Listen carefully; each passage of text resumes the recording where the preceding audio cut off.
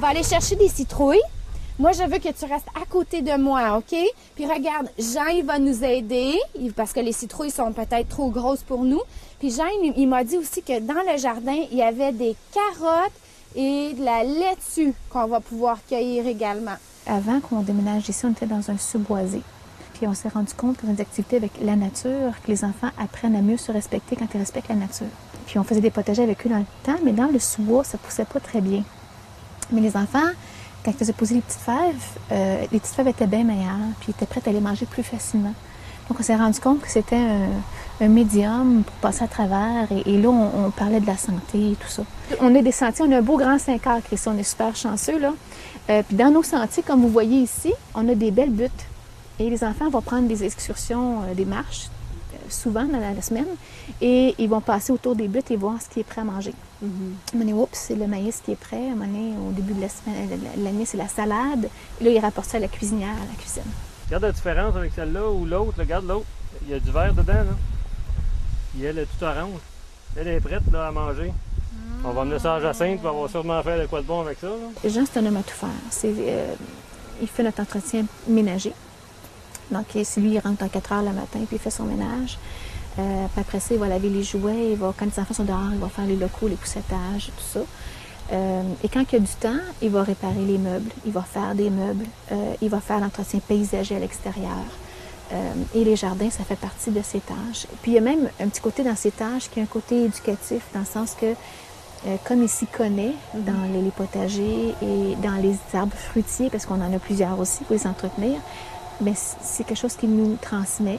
Il ne coûte pas plus cher qu'à d'engager une compagnie qui nous charge le double de son salaire pour venir faire des travaux juste ménagers. En bout de ligne, c'est beaucoup plus payant de cette façon-là, parce qu'on a beaucoup plus de choses. Quand ils vont dans le jardin aussi, s'il y a la terre à amener ou il y a du paillis à amener ou des choses à faire, bien, Jean est là pour supporter. Il y a des filles qui le font plus. C'est certain que les poupons le font moins souvent. C'est plus difficile. Quand on a un nouveau groupe ou qu'on a des enfants avec besoins particuliers, la fille va le faire plus avec un soutien pour commencer, pour être sûr que les enfants restent ensemble, qu'on ne les perdra pas.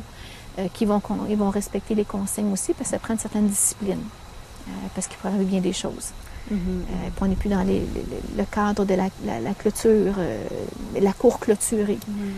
Donc, la fille, la première fois qu'elle le fait, elle est le plus insécure. Donc, c'est de donner le support, la soutenir, lui montrer comment c'est fait facilement. Les premières filles qui viennent puis me disent, bien Diane, qu'est-ce que je vais aller faire dans le champ? OK, viens avec moi. On vient, puis on s'assoit à terre, puis on regarde. Puis on laisse les enfants aller. Ah, il y a une sauterelle! Ils partent après la sauterelle. Ah, il y a des fourmis. Là, on creuse en terre, puis on voit des vers de terre, on voit des mille pattes, on voit toutes sortes de choses. On ramasse une roche, on garde dessous. Mais les filles découvrent, ah, c'est tout aussi simple que ça. Oui, l'enfant découvre son environnement. Il a le goût de l'exploiter. C'est comme, tu sais, quand on fait les patates, puis on voit à l'automne que les patates commencent à fléchir.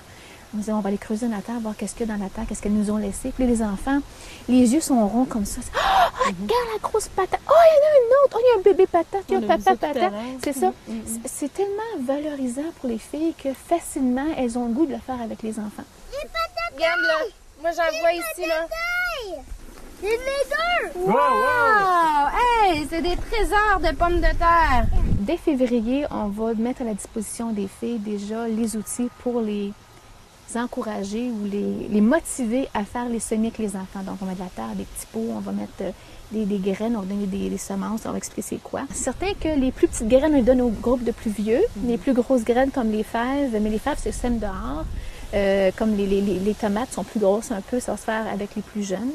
Mais quand on parle de céleri ou d'autres affaires comme ça, les betteraves, c'est assez gros aussi, ça va assez bien. Fait qu'ils vont semer ça à l'intérieur, ils vont les entretenir. Puis au printemps, quand c'est le temps, ou au début de l'été, les enfants viennent avec les éducatrices et sèment dans la terre. Ou vont planter les plants, vont transplanter.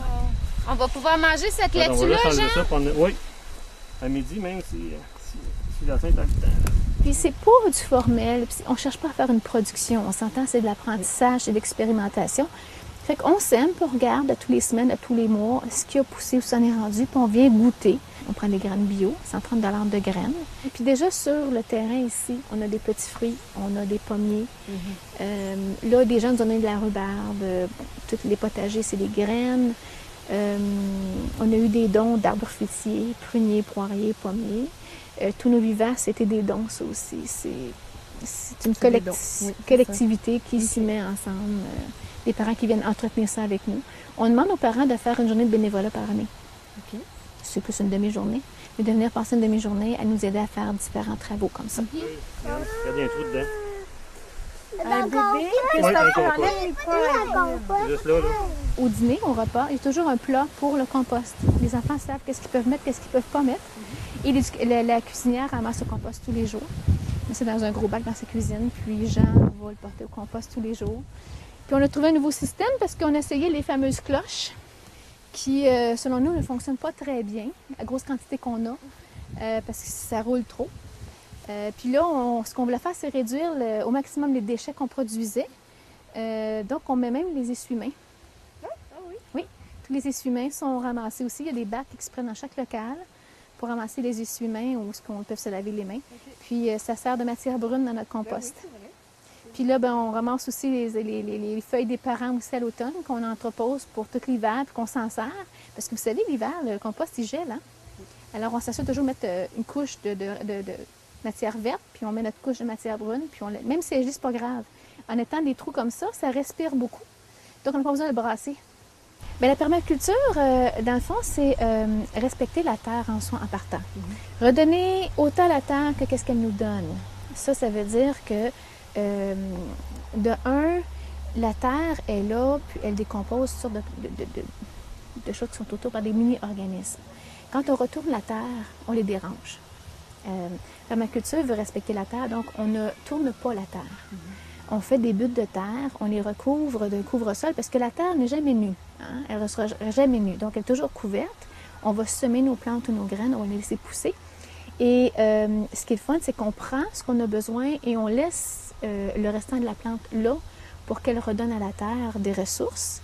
On va remettre de notre compost aussi pour l'aider encore plus.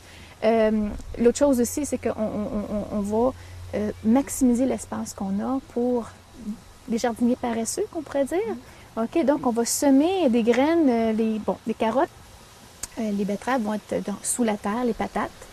On va avoir les tomates qui vont grimper au-dessus, grimpantes, donc on a un autre niveau. Puis on va avoir ceux entre deux, comme les brocolis, des autres plantes qui sont entre deux. Donc on a sous terre, on a au niveau du sol, puis on a suspendu. Donc on maximise notre espace pour faire de la culture. Et regarde, on a trouvé une citrouille!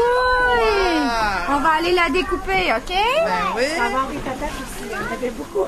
Oui, des patates, des carottes, un petit peu de salade, c'est correct. Ouais.